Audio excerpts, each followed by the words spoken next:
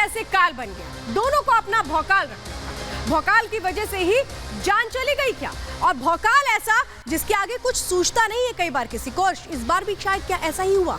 वो 3 आरोपी जिन्होंने मौत के घाट उतार दिया अतीक और अशरफ को, क्या उनका मोटिव था अपना भौकाल बनाना? और ये भौकाल जो अतीक अहमद का था ये खत्म हो रहा था उमेश की वजह से, और इसीलिए उस भौकाल को बनाए रखने के लिए उमेश को मौत के घाट उतार दिया अतीक ने। मामला क्या यहाँ पर भौकाल का था और भौकाल काल बन गया अतीक अहमद और अशरफ के लिए। वो भौकाल जो अतीक अहमद ने सालों साल बनाया, 44 साल तक। अतीक अहमद जो प्रयागराज में ना सिर्फ डॉन था बल्कि कैसे खुद को भगवान समझने लगा था, लेकिन खात्मा किया उस शख्स ने जो खुद का भौकाल बनाने की कोशिश कर रहा था। जब पूछताछ हुई इन तीनों आरोपियों में से एक आरोपी वो कहता है हमें तो डॉन बनना था। क्या ये वजह थी? आज सवाल तो कई खड़े हुए हैं और सवाल इसके साथ ये उठ खड़ा हुआ है कि कैसे अब इस पूरे मामले में जो आरोपी हैं वो पकड़ में आए तो उनका कनेक्शन भी सामने आ रहा है। लेकिन सवाल तो ये है कि इन 3 आरोपियों ने जिस तरह से इस हत्याकांड को अंजाम दिया, क्या इनके पीछे एक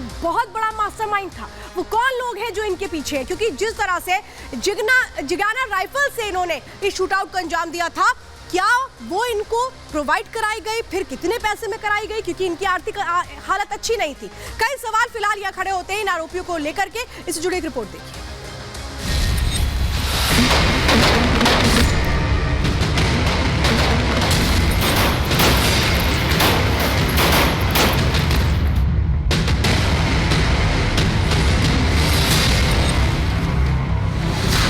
कासगंज का अरुण मौर्य,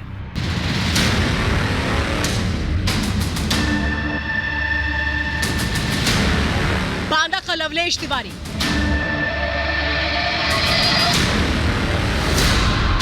हमीरपुर का सनी सिंह, यूपी के अलग अलग जिलों के रहने वाले ये तीनों कुछ दिन पहले ही प्रयागराज पहुंचे थे और 15 अप्रैल की रात सनसनीखेज हत्याकांड को अंजाम देते हैं।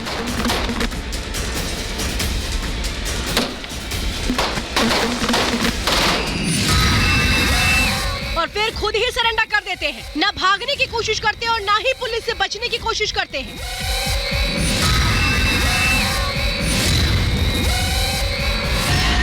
बाद में ये सामने आता है कि पुलिस को बयान दिया कि जुर्म की दुनिया में नाम कमाना चाहते थे तो ये हत्या की। लेकिन क्या सब इतना सीधा और साधा है?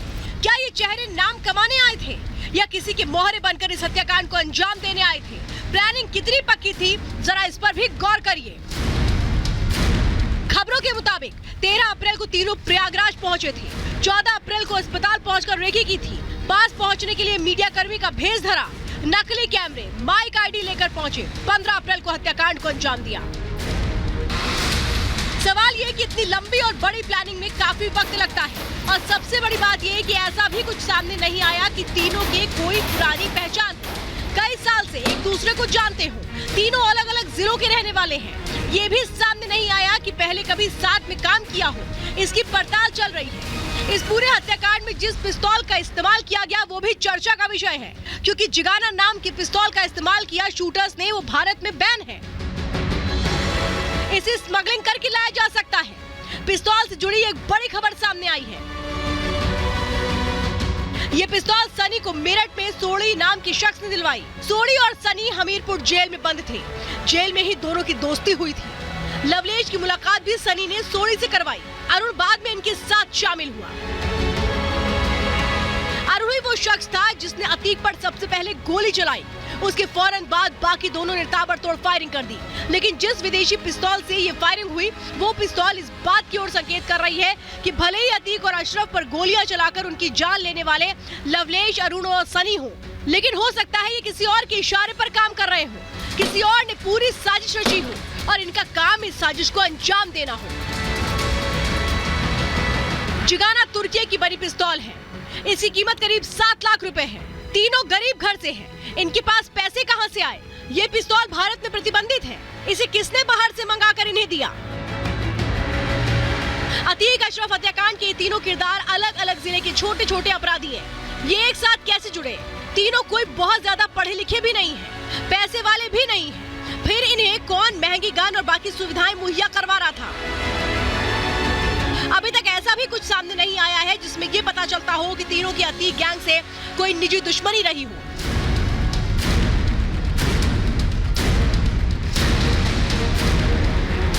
तीनों को रविवार को अदालत के सामने पेश किया गया था, जहां से उन्हें 14 दिन की न्यायिक हिरासत में भेज दिया गया था। इस बीच खबर यह है कि अरुण, लवलेश और सनी को प्रयागराज की नैनी जेल से प्रतापगढ़ जेल शिफ्ट कर दिया गया है। खबरों के मुताबिक उनकी जान को खतरा है।